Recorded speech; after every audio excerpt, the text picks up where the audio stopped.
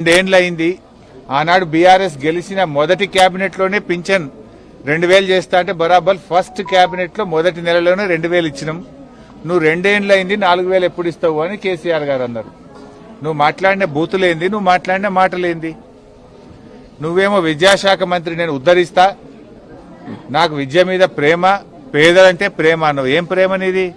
4 నెలలకెళ్ళి mess bill ఇవ్వకపోవడం, 4 నెలల నుంచి కటింగ్కో కొబ్బరి నూనెకో కాస్మోటిక్ ఛార్జెస్ ఇవ్వకపోవడం, ఇదేనా పిల్లల మీద నీకున్న ప్రేమ? అంటే నీకు తొండాల లాగులు జొరటగొట్టాడు ఎవరు లేడనా? నీ లాగుల టైం వస్తుంది బిడ్డ. నువ్వేదో బిర్రవీగుతున్నావు, అహంకారంతో కళ్ళు నెత్తికెక్కి మాట్లాడుతున్నావు. మళ్ళీ గెలుస్తా, 2/3 గెలుస్తా అని పెద్ద శపథాలు చేస్తున్నా అని మాట్లాడుతున్నావు. వెనకట కూడా గిట్లే శపథం చేసినావు. కొడంగల్లో ఓడిపోతే రాజకీయ సన్యాసం తీసుకుంటా అన్నావు.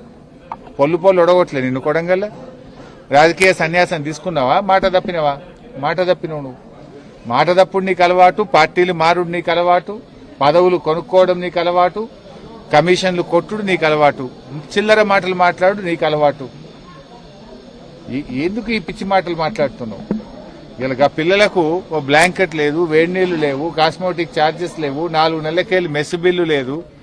ఆ పిల్లల్ని ఇంత గోసపెడుతున్నావు. ఇది పాఠశాల విద్యాశాఖ మంత్రిగా నీ శాఖ కిందికే వస్తుంది. నీ శాఖలోనే ఇంత అధ్వానమైన పరిస్థితి ఉందంటే నేను అడిగేటోడు లేడనుకుంటున్నావా? నీ లాగులో తొండలు జొరగొట్టేటోడు లేడనుకుంటున్నావా? నీకేం మాట్లాడొస్తుందా? మాకు మాట్లాడరాదా? మాట అనేది గౌరవం ఇచ్చి పుచ్చుకోవాలి. నువ్వు గౌరవం తప్పినప్పుడు, నువ్వు విలువలు లేకుండా మాట్లాడినప్పుడు ఎదుటి వాళ్ళు కూడా అదే పద్ధతిలో మాట్లాడవలసి వస్తుందనే విషయాన్ని గ్రహించి ఇప్పటికైనా తెలంగాణ తెచ్చిన పోరాట యోధుడు కేసీఆర్, తన ప్రాణాన్ని కూడా త్యాగం చేయడానికి సిద్ధపడ్డ నాయకుడు కేసీఆర్. ఎంపీ పదవిని, కేంద్ర మంత్రి పదవిని, రాష్ట్ర డిప్యూటీ స్పీకర్ పదవిని, ఎమ్మెల్యే పదవులను గడ్డిపోచలాగా వదిలి పోరాడి తెలంగాణ తెస్తే నువ్వు ముఖ్యమంత్రి అయ్యావు. కేసీఆర్ లేకపోతే తెలంగాణ ఎక్కడిది? తెలంగాణ లేకపోతే నీ జీవితంలో నువ్వు ముఖ్యమంత్రి అవుతావా? ఎందుకు ఆ పిచ్చి మాటలు మాట్లాడుతున్నావు? వయసులో నీకు తండ్రి లాంటి వాడు, తండ్రి లాంటి కేసీఆర్ గారిని, తెలంగాణ తెచ్చిన కేసీఆర్ గారిని అటువంటి మాటలు మాట్లాడొచ్చునా? నువ్వు ఏ సందర్భంగా ఏం మాట్లాడాలో కూడా తెలియదా నీకు? కేసీఆర్ గారు అడిగిన ప్రశ్నలేంది, నువ్వు మాట్లాడిన మాటలేంది? ఆయన బేసిక్ ఇష్యూస్, రాష్ట్రానికి సంబంధించినటువంటి అత్యంత ప్రధానమైనటువంటి సమస్యల్ని కేసీఆర్ గారు లేవనెత్తారు. వాటికి సమాధానం చెప్పు. ఫార్మా సిటీ అనేది హైదరాబాద్ లో కాలుష్యాన్ని తగ్గించడానికి, ముఖ్యంగా జీడిమెట్ల ప్రాంతంలో ఉండే పొల్యూషన్ ఇండస్ట్రీని ఇక్కడికి తరలించడానికి మేము ZLB జీరో లిక్విడ్ బేస్ తోని ఫార్మా సిటీని ఏర్పాటు చేసినాము. దానికి ఎన్విరాన్మెంట్ క్లియరెన్స్ తెచ్చినాము. దాన్ని నువ్వు రియల్ ఎస్టేట్ వ్యాపారం చేస్తున్నావు అన్నాడు. ఎందుకు చేస్తున్నావు? దాని గురించి సమాధానం చెప్పు. ఆనాడు నువ్వే కదా అడిగి పోయి ఈ ఫార్మా సిటీ వద్దు, రైతుల భూములు రైతులకు తిరిగిస్తా అని చెప్పినావు. నీది నోరా మోరా? ఈ రైతుల భూమి రైతులకు తిరిగనే ఇయ్యి. లేదు, కేసీఆర్ గారు ఆలోచన ప్రకారం ఫార్మా సిటీ అన్న పెట్టు. అది చెయ్యవు, ఇది చెయ్యవు, రియల్ ఎస్టేట్ వ్యాపారం చేస్తున్నావు. ఇలా తప్ప? మేము అడిగిన దాంట్లో, కేసీఆర్ గారు అడిగిన దాంట్లో తప్పున్నదా? ఫార్మా సిటీ పెట్టండి నిజం, రైతులకు భూములు వాపసు ఇయ్యండి నిజం, రియల్ ఎస్టేట్ వ్యాపారం చేస్తున్నది అంతకంటే నిజం. ఉన్న నిజాన్ని మాట్లాడితే ఈ చిల్లర మాటలు ఎందుకు మాట్లాడుతున్నావు? ఒక స్టేట్స్మెన్ లాగా, రాష్ట్ర సాధకుడిగా కేసీఆర్ మాట్లాడితే వీధి రౌడీలాగా నువ్వు మాట్లాడుతున్నావు, చిల్లర భాష మాట్లాడుతున్నావు. ప్రజలు నిన్ను ముఖ్యమంత్రిగా నీకు అవకాశం ఇచ్చింది ఈ చిల్లర మాటలు వినడానికా? చిల్లర మాటలు కాదు కదా. ఈ బడి పిల్లలకు బుక్కడి అన్నం పెట్టే తెలియలేదు నీకు? ఎప్పుడన్నా నువ్వు బడికి పోయి పిల్లలతో మాట్లాడితే కదా. ఇప్పుడు నేను ఈ పిల్లలు అనాథ పిల్లలు.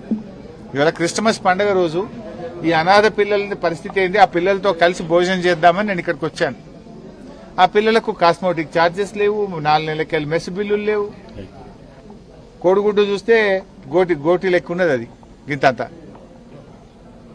నువ్వు మాట్లాడుతావు. ఓ గ్రీన్ ఛానల్, ఇప్పటి నుంచి గ్రీన్ ఛానల్లో పెట్టినా ఇక మొత్తం హాస్టళ్లకు పైసలు బరాబర్ గ్రీన్ ఛానల్లో పడతాయా? నువ్వు పడ్డాయా గ్రీన్ ఛానల్లో? గ్రీన్ ఛానల్లో పడితే మరి 4 నెలలకెళ్ళి ఎందుకు పెండింగ్లు ఉన్నది? నీ మాటలు కోటలు దాటుతున్నాయి, చేతలు గడప దాటడం లేదు. నీవు కమిషన్లు ఇచ్చే 10%, 20% ఏమో బిల్లులు ఫైనాన్స్ క్లియర్ అవుతున్నాయి. SC, ST, BC పిల్లల బిల్లులేమో క్లియర్ గా, ఎందుకంటే పిల్లలు కమిషన్లు ఇయ్యరనే కదా నీకు 20% కమిషన్ రాదు కదా. పిల్లలకు కాస్మోటిక్ ఛార్జెస్ ఇస్తే కమిషన్లు ఇచ్చేటోళ్ళకేమో బిల్లులు ఇస్తారు, కాస్మోటిక్ ఛార్జెస్ ఈ పిల్లలు కమిషన్లు ఇయ్యలేరు కనుక వీళ్ళ బిల్లులు పడాయా? అంటే కమిషన్ల రాజ్యమేనండి ఇది? నువ్వే చెప్పినావు కదా పోయినసారి మేము హాస్టళ్ల బాట బట్టి గురుకులాల బాట బట్టి పిల్లల ఇబ్బందులను మీ ప్రభుత్వం దృష్టికి తెస్తే నువ్వేం మాట్లాడినావు? లేలే ఇప్పటి నుంచి అంతా గ్రీన్ ఛానల్, పైసలు పడకపోతే తోలు తీస్తా తోడకలు తీస్తాను. ఇప్పుడు ఎవరు తోలు తీయాలి? నీ తోలు తీయాలి, నీ తోడకలు తీయాలి. ఇప్పుడు నువ్వు చెప్పుడు పైకి చెప్తున్నట్టు లోపలికి వెళ్ళి ఇత్తలేనట్టు నువ్వు ఇప్పుడు ఎవరు తోలు తీయాలి, ఎవరు తోడకలు తీయాలి అడుగుతున్న రేవంత్ రెడ్డిని. నువ్వే కదా విద్యాశాఖ మంత్రివి, నువ్వే కదా ఫెయిల్యూర్ ముఖ్యమంత్రివి. మరి ఎవరు తోలు తీయాలి, ఎవరు తోడకలు తీయాలని అడుగుతా ఉన్నా. చిల్లర మాటలు మాను. ఇప్పటికైనా ఎస్సీ ఎస్టీ బీసీ హాస్టళ్లు, గురుకుల పాఠశాలలు, కస్తూర్బా స్కూల్స్ పెండింగ్ మెస్ బిల్లులు, కాస్మోటిక్ ఛార్జెస్ తక్షణమే విడుదల చేయాలని డిమాండ్ చేస్తుంది.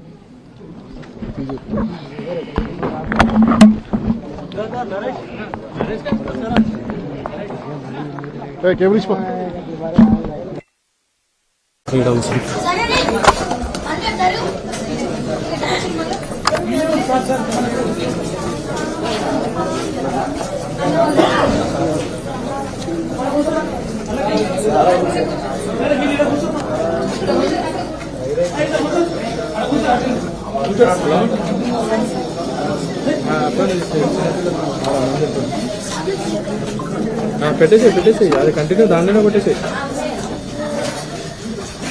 దాంట్లోనే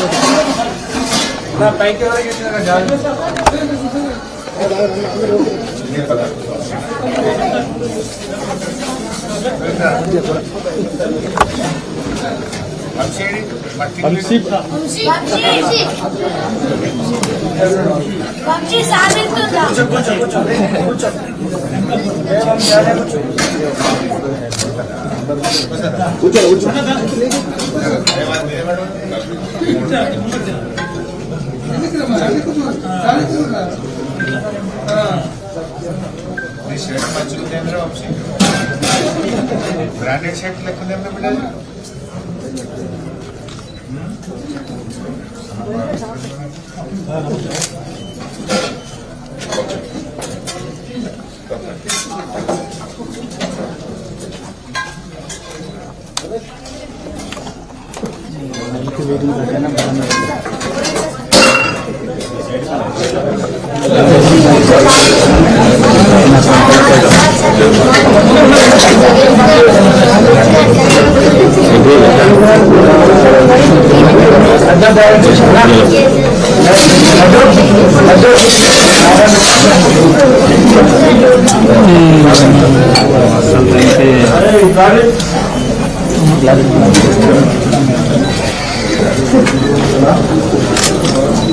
సాయంత్రం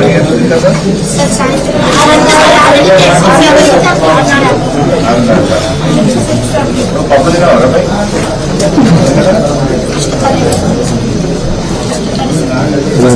పప్పు తినవా?